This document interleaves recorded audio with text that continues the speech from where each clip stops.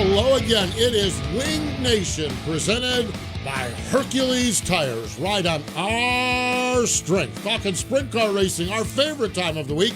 Erin Evernham and Steve Post here. How are you? I'm good.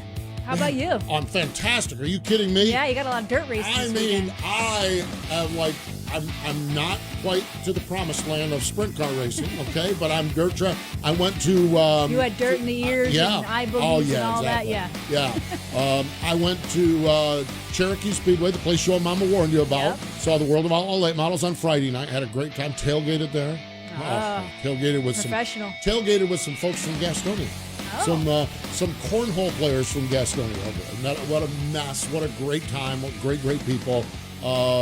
Sampled some Gastonia moonshine. So was this impromptu or are these friends of yours? This is impromptu. I'll go. This is I had a feeling that was the case. I go to tracks. I generally, for whatever reason, as much as I love people, love being around people, I love going to a racetrack alone. And I've got a little grill and everything like that, and I'll just pop it out.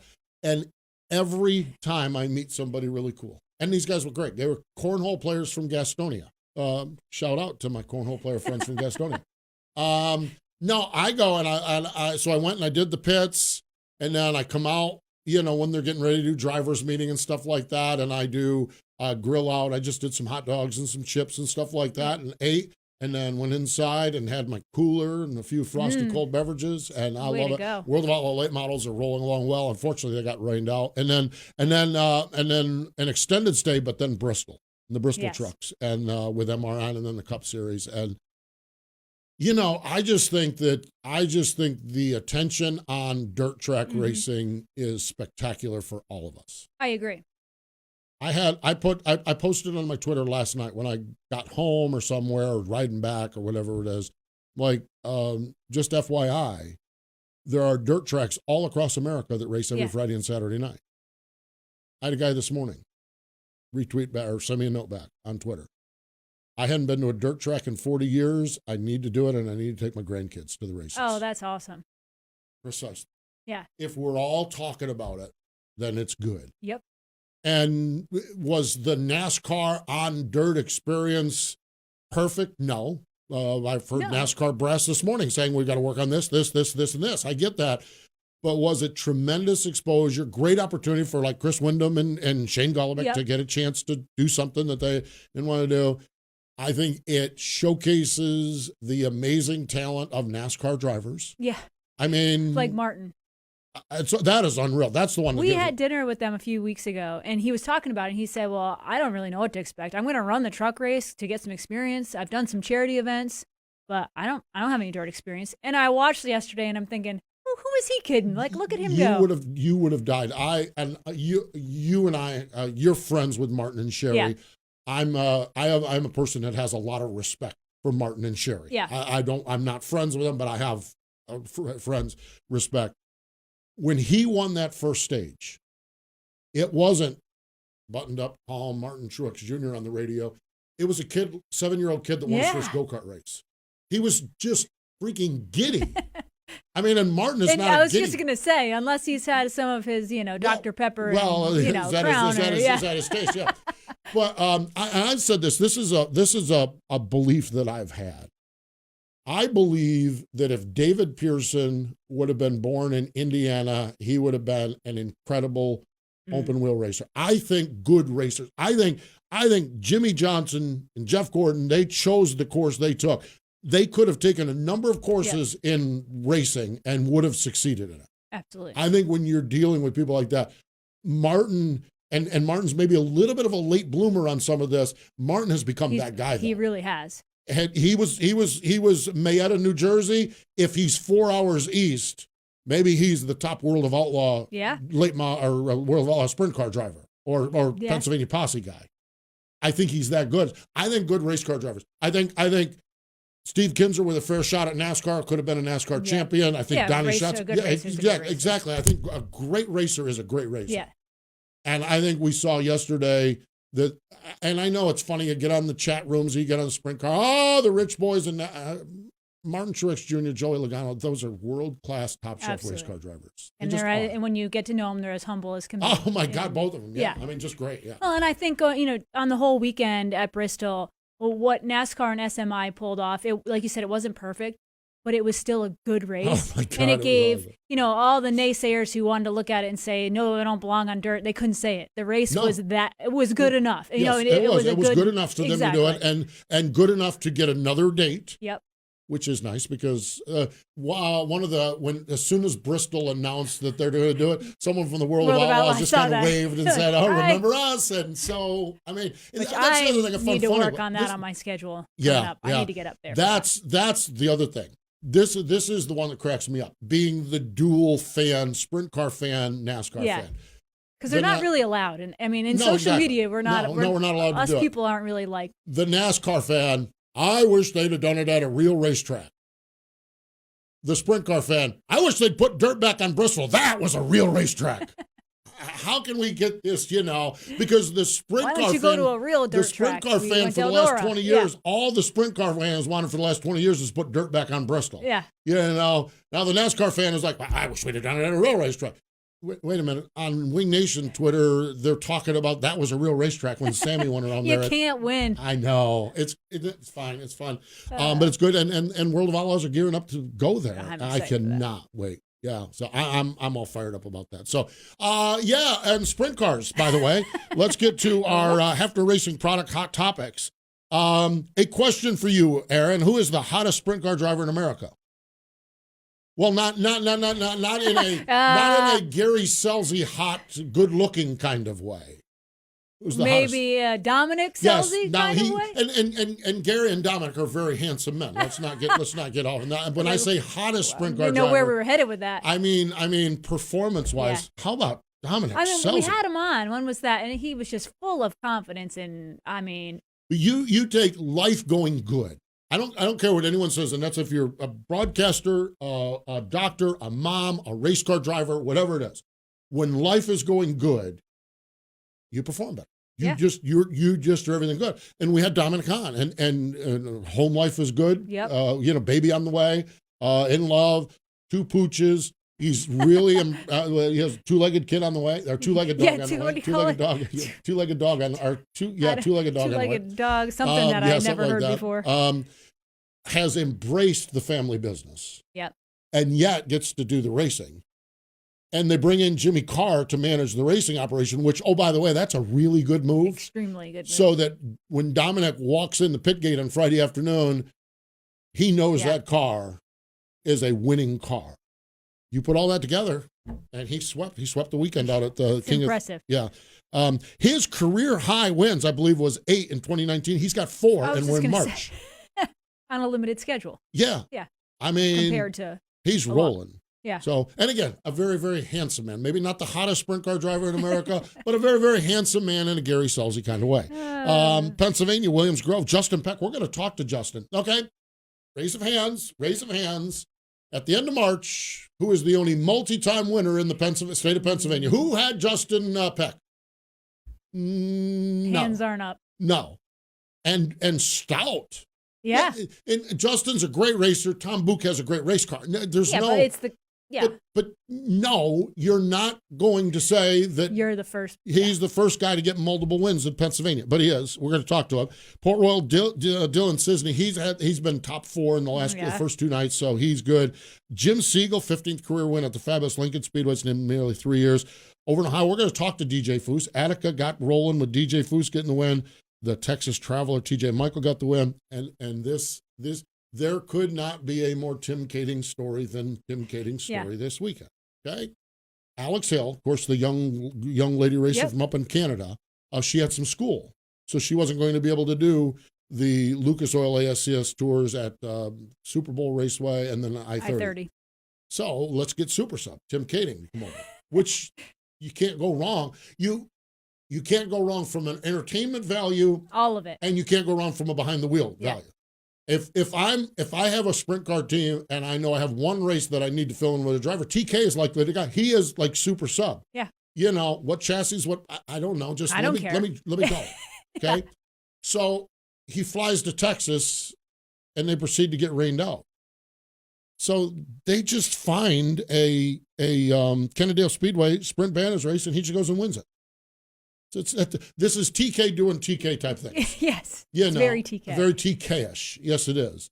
So we love Tim Kading. Yeah. Oh my, he's phenomenal. Eh? He is. Yeah. Coming to who knows what near you. Yeah. I would not be shocked. Tim Kading is one of those people that I would not be shocked if I am in Brooklyn, Michigan, and there's not a sprint car race within 8,000 miles, and I walk into a bar and see Tim Kading sitting at the bar.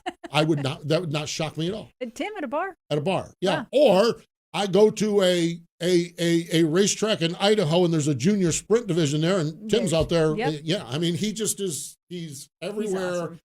And great all the time. Yes. And I love this. And the Hills are great people. Yep. So TK parks it down in Texas. So fun stuff. And Brad Sweet one that Jason said.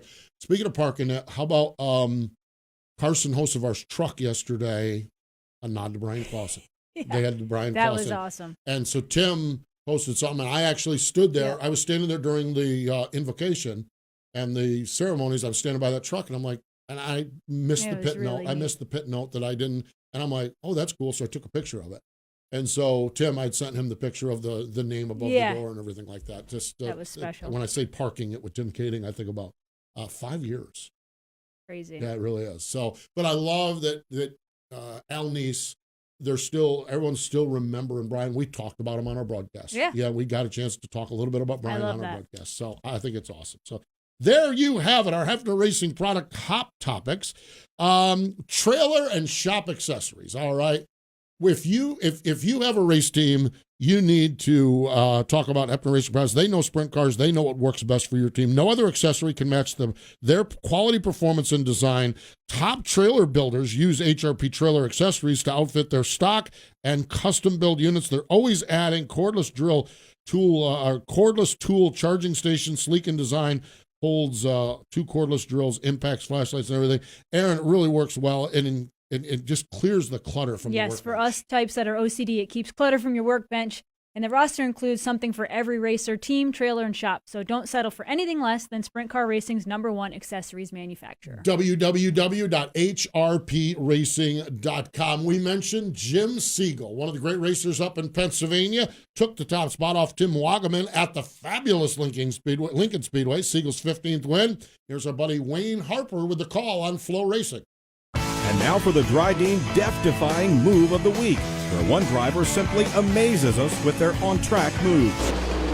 Siegel beside the 5E and moves by as they enter turn number 3. We've got a new leader. That death-defying move was brought to you by Dryden Diesel All Death, the official death of the world of outlaws and wheelmen everywhere. Visit Dryden.com for more information. Over the years, Dryden has stood for uncompromised value and proven performance. Known as the hardest working brand in heavy-duty lubrication, Dryden's heritage is made in America and made to last. Dryden products work to increase the life and enhance the efficiency of your equipment in the toughest conditions. Learn more about Dryden's products at Dryden.com. From grassroots racing to NASCAR, Dryden is a proud supporter of racing everywhere. For a year-round high-quality eating experience, look no further than Sage Fruit apples, pears, and cherries. Not only is their produce healthy, but they are grown with such care and precision that you can count on each piece of fruit having exceptional flavor. Sage Fruit, it's our first choice for quick and easy snacking. Wing Nation, presented by Hercules Tires, rolling along. Let's go to the Dryden hotline, fresh off of a trip to Victory Lane at Attica Raceway Park. DJ Foos is on the line. Hello, DJ. Welcome into Wing Nation. Hi there. Thanks for having me on your show. My man, what's going on? What's it feel like to get the season started off with a trip to Victory Lane? Oh, man, it feels so great. It's always tough to get that first one of the year, so to be able to do it the second night out for us, it's quite the accomplishment. Now we can just focus on racing and winning. DJ, talk about the race. I know in Victory Lane you talked about when under a yellow you saw that Byron Reed had made it up to second place, and you talked about kind of making sure you hit your lines just perfect. But You know, a track like Attica that can be so tricky, when you're leading the race, talk about how difficult it is to know how to hit those marks right that you're not going to give someone like Byron a chance to get by you. Yeah, absolutely. I mean, when you start on the pole, you're kind of a sitting duck. So I really just focused on hitting my marks and running a good pace of the race. And then, like, we had that caution with about 10 to go. I seen Byron and it was in second.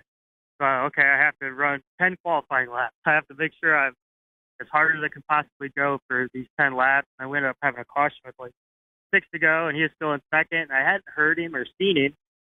And then I ran my 6 qualifying laps, basically. But, I mean, everything worked out. But the pressure of knowing Byron's behind you, I knew he started 19th, and I thought, man, he must be really, really fast. But it all worked out in our favor. Mike Summers had my car really good. The whole crew.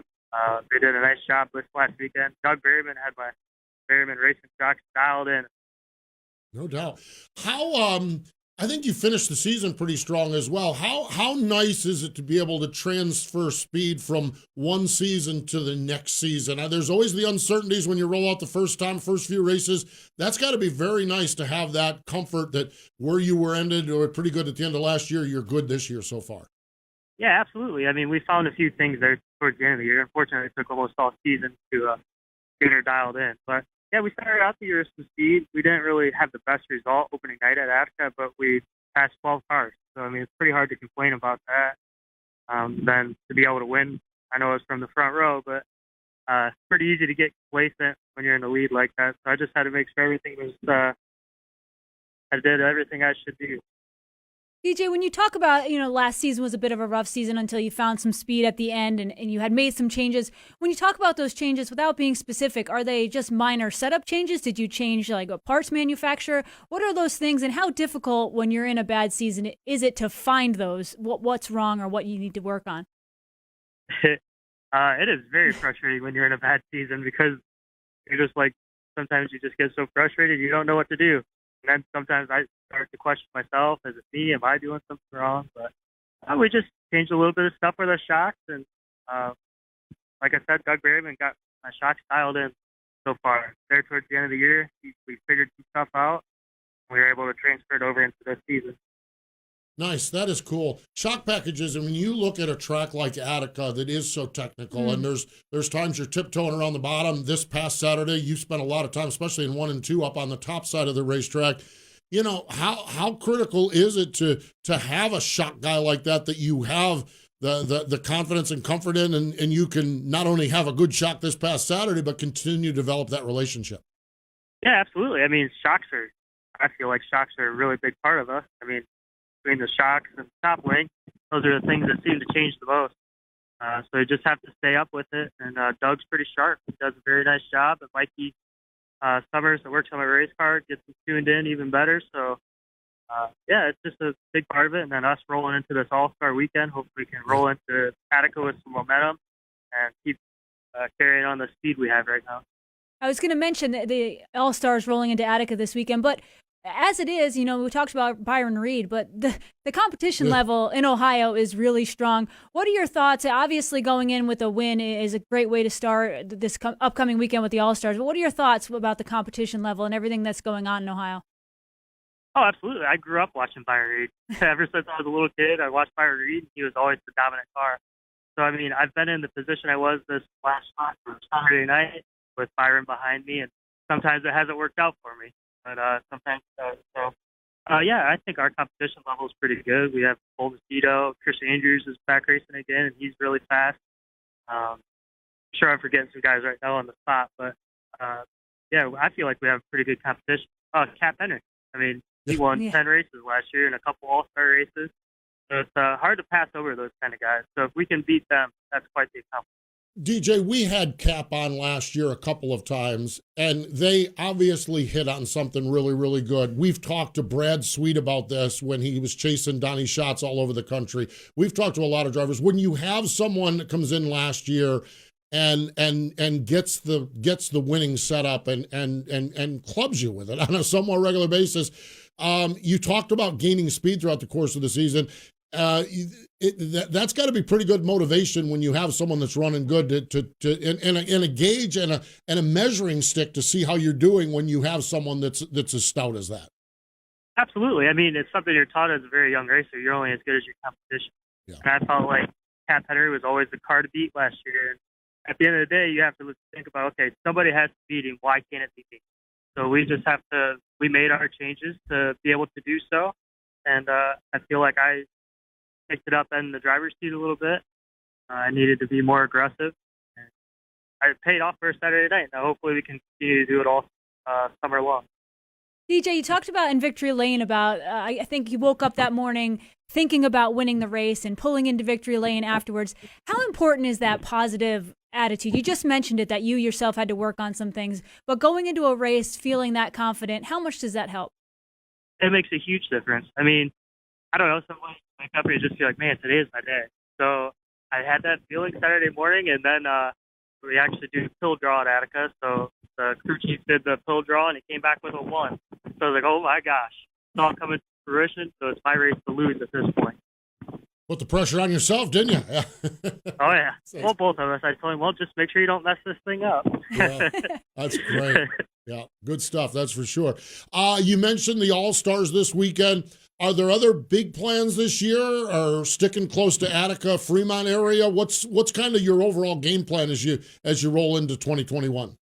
Well, over the winter, we talked about we're going to do all of Ohio Speed Week again. I really look forward to that. We're going to hit some other races here and there. I think we're going to go to Kokomo for the All-Star and the Outlaw race, if you believe. And then sure we'll hit some other stuff along the way, especially if we keep running good.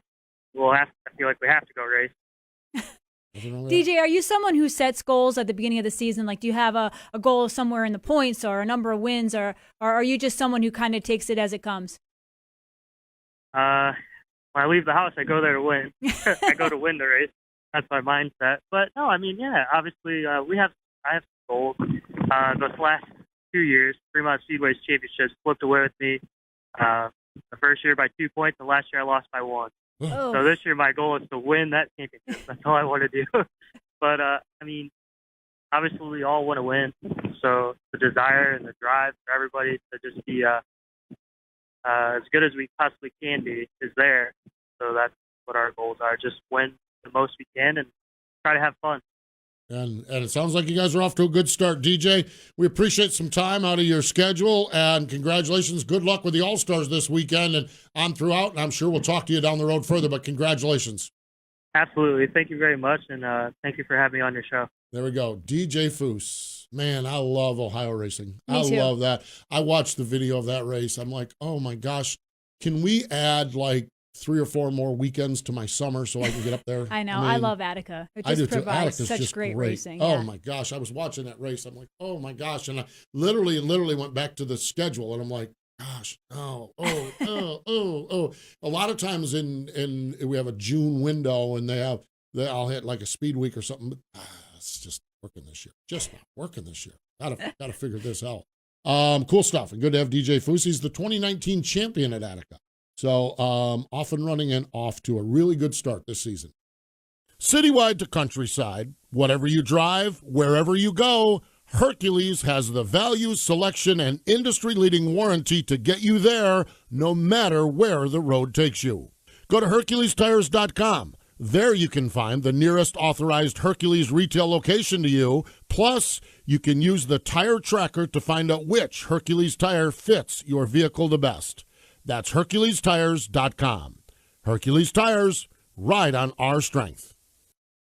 Over 200 events from coast to coast, and they're celebrating 30 years of Scattering Soil, the American Sprint Car Series, the world's largest sprint car sanctioning body, and bringing more thrills with wing and even more non-wing action in 2021. 11 regional tours, the national tour. No matter where you are, we're coming to a track near you. Can't be there? Get double the streaming fun with Racing Boys and FlowRacing.com, bringing all the adrenaline to your favorite streaming device. See the full lineup of events now at ASCSRacing.com. Just like racing components, Aggressive Hydraulics purpose-builds hydraulic cylinders to perform for customer-specific applications. They design and manufacture multi-style single-stage cylinders as well as multi-stage telescopic cylinders. And It's a no one-size-fits-all approach with Aggressive Hydraulics. Hydraulic solutions for virtually every industry that uses hydraulic cylinders. They proudly design and manufacture all cylinders in the United States. Check out the video of their story at aggressivehydraulics.com. Oh boy, Pennsylvania's up and rolling, and the All-Stars are getting ready to roll, so you know it's high holy days, I guess, if you're Justin Peck with the start. Picked up the win this past Friday night at Williams Grove, the week before at Port Royal Speedway, and joins us now on the Dry Dean Hotline. Hello, Justin. Welcome back to Wing Nation. Hey, thanks for having me again, guys. All right, Justin, I'm not busting on your skills. I'm not busting on your team or anything like this. But Erin and I were talking in our opening segment. If we would have picked somebody who is the only two-time winner in Pennsylvania, you might not have been on our list. Not that you're not a good racer with a capable race car, but, dude, you're off to a great start up there. That has got to feel really well as you get ready for All-Star competition to have the early season success you've had in Pennsylvania. Yeah, it's always nice to, start off the year hot, especially when, you're getting ready to go into a long points battle. So, the 13 car is just, it's been on rails, man. I mean, the HP engines are good. The JRI shocks are great. And the RPM chassis have been rolling just like I want them to. So can't really complain on any fronts. It just seems like once we get traveling a little bit, it seems like being out on the road just makes it a little bit tougher, staying close to the shop in Pennsylvania. Not that it's easy, but it's it's nice to go back and sleep in your own bed, and you get up in the morning and make yourself breakfast, and and all that stuff means a lot. So it's going to be tough, but I think we're going to have a good shot at the championship. Well, it certainly has been an impressive start. Justin, after you won at Port Royal, you mentioned that you had, I think, every day watched 2 to 3 hours of video and film from Port Royal. When you watch races like that and try to prepare, what are you looking for? Is it how the track changes? Is it lines people run? Is it all of the above? Like, what specifically as a driver do you look at when you watch old races? A little bit of this, a little bit of that.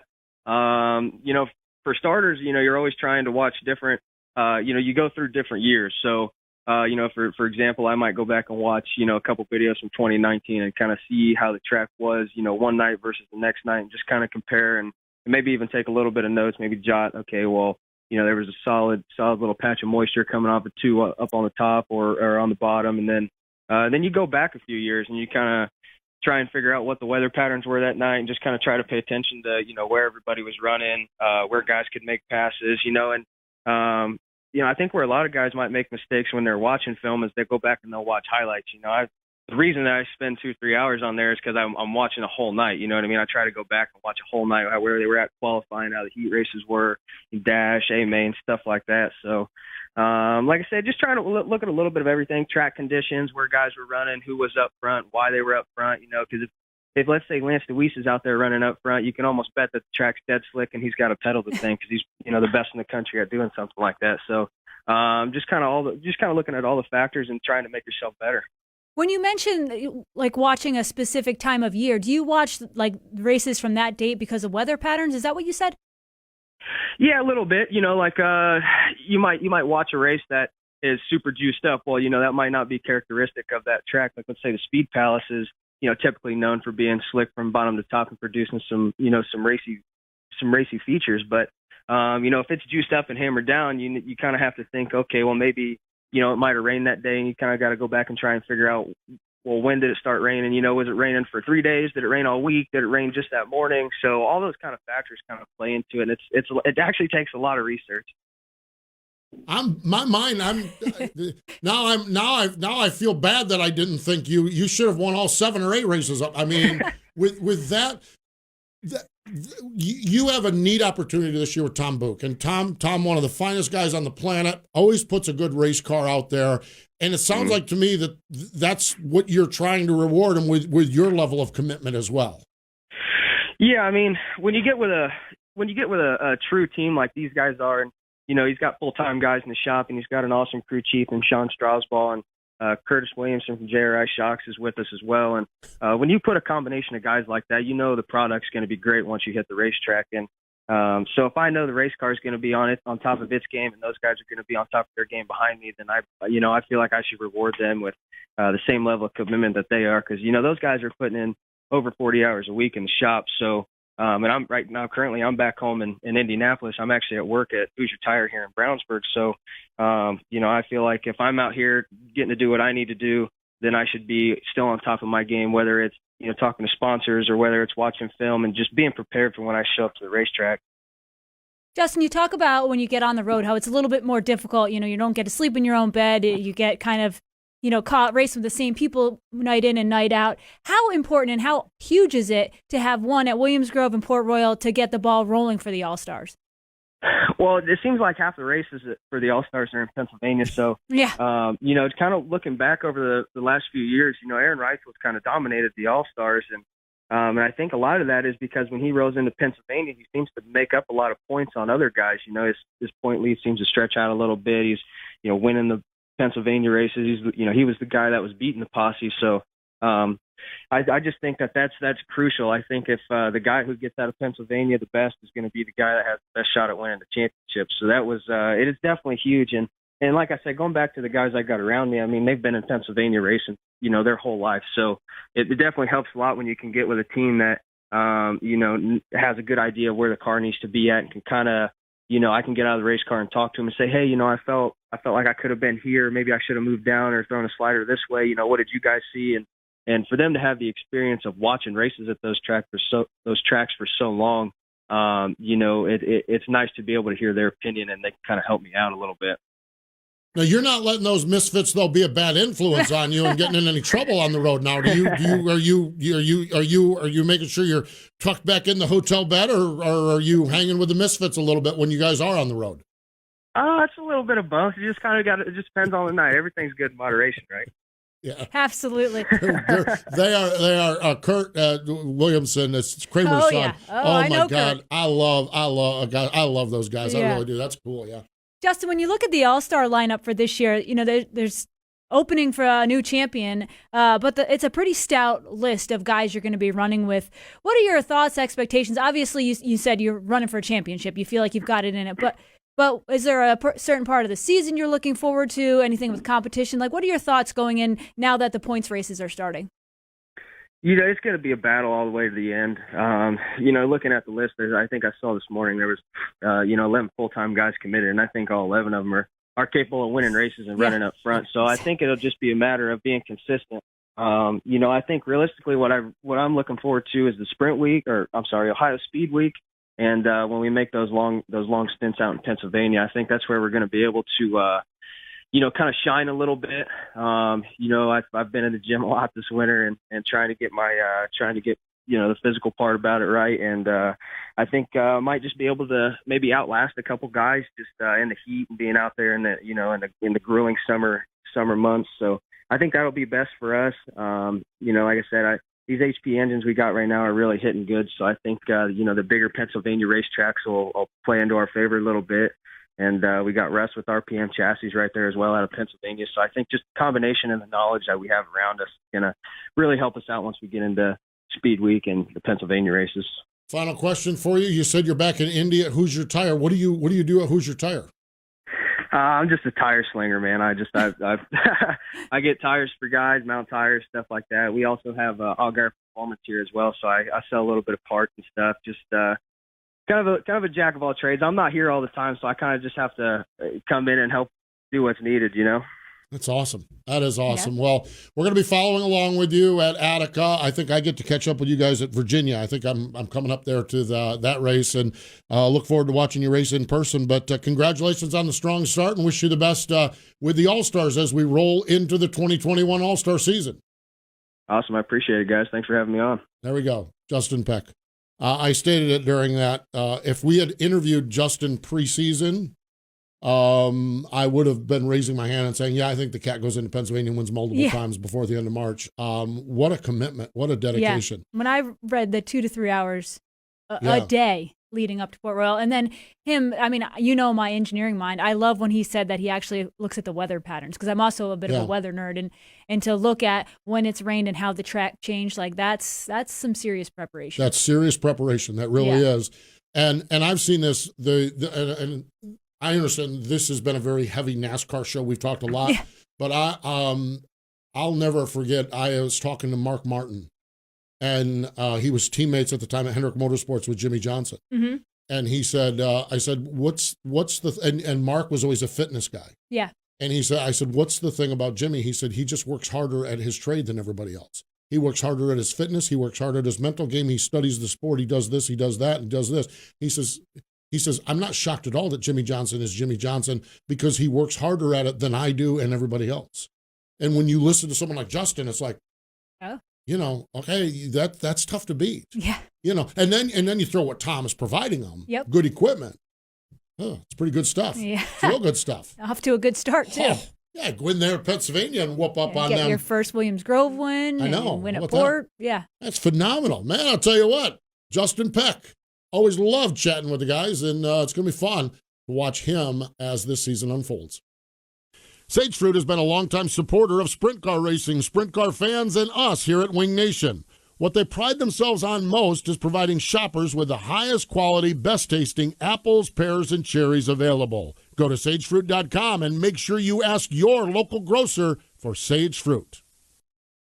Circle B Diecast is the new diecast outlet from Plan B Sales. What started as Lionel and Chase Authentics apparel distributor has grown into the largest distributor of diecast and now includes Auto World Greenlight Collectibles, Brand Art, Sam Bass Artwork, and University of Racing lines. They have a huge inventory. The folks at Circle B Diecast love racing and support drivers like Kyle Larson, Ricky Stenhouse Jr., Christopher Bell, and many others with sponsorships and partnerships. And on orders over $20, use promo code MRN for free shipping. Check them out, circlebdiecast.com.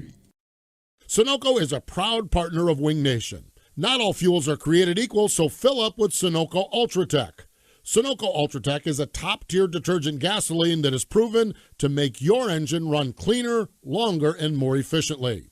Using the same detergent package as what is blended into some of Sunoco's high-performance race fuels, you can trust Ultratech for your everyday race.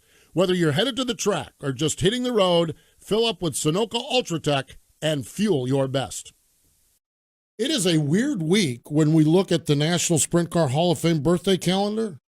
There's no birthdays in this week, the way it falls. Yeah. It's just like Sunday there was, next week there is, but there's a 7-day window where there's no Hall of Famer birthdays. It's not a good week to be a sprint car driver and have your birthday. Well, but last week we had Erin's birthday, so we all need to kind of catch our breath after that. It was a national holiday, so I actually requested that this week be without Absolutely. any. So now we're all kind of catching our breath, and then we'll just go the next 51 weeks leading up to the national holiday. I'm still looking for more cupcakes, though. I know. How about those cupcakes? They were good, weren't they? Kate liked the others too. Kate liked them. Oh, that's good, Yeah. boy. When I could be, used to be rocks. Used to be what I would get with Kate. That would now I've got chicken rocks. Chicken rocks, yeah. Now we got to do cupcakes. So Kate is getting a little bit more sophisticated with things. She's getting a little older. She's realizing that she's been around a little more pavement racing.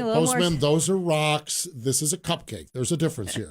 Where it used to be. I love the innocence of a child like that. So, but the National Sprint Car Hall of Fame and Museum, they're getting ready for their 31st annual National Sprint Car Hall of Fame induction ceremony. It's coming up on Saturday, June 5th. Erin, this class, what a bunch of characters. A great group of characters. Great class. Greg Hodnett, Tim Schaefer, Jeff Swindell, Walt Dyer, Paul Leffler, Don Lamberti, Spencer Riggs, and Bill Cummings. Schaefer, Swindell. Yeah, Hodnett. Lamberti. Yeah, Walt Dyer. I watched Walt, of course, the longtime team owner up in Pennsylvania. It was the 461 car. Yeah, brick car. The brick car. Yeah, And I was sitting at Port Royal, and Walt was sitting down to the side, the row below me, where I was close to the aisle. He was the next section over, one row down. And I'm sitting up there watching the race, and Lance is, I know we're at Port Royal, he's winning. Okay, I know that's a shocker. Lance crosses the finish line. Walt is just this little, unassuming, quiet appearing man. And all there was a fist pump. When Lance went across, and I'm like, man, your former team owner just got a little fist pump, and that was so cool. And that's what I love about the Sprint Car Hall of Fame and Museum is these people that are so critical to the sport. I don't know how I even knew that was Walt Dyer. Someone probably pointed him out to me. Yeah. But just unassuming guy sitting in the stand, and you realize that this is an iconic Hall of Famer. Yeah. And I think that's what's neat about it, and fun stuff.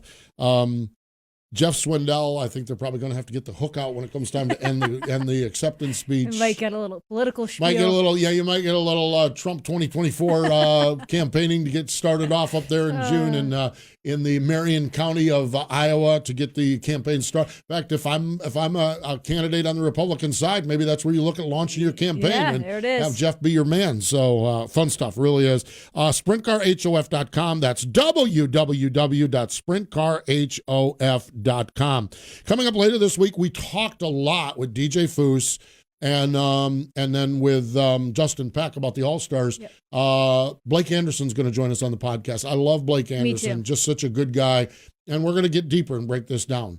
The 11 stars that are going to be following the tour, the 11 All-Stars going to be following the tour and the travel and everything. So Flow Racing, new partner on that deal. So we'll talk to Blake Anderson.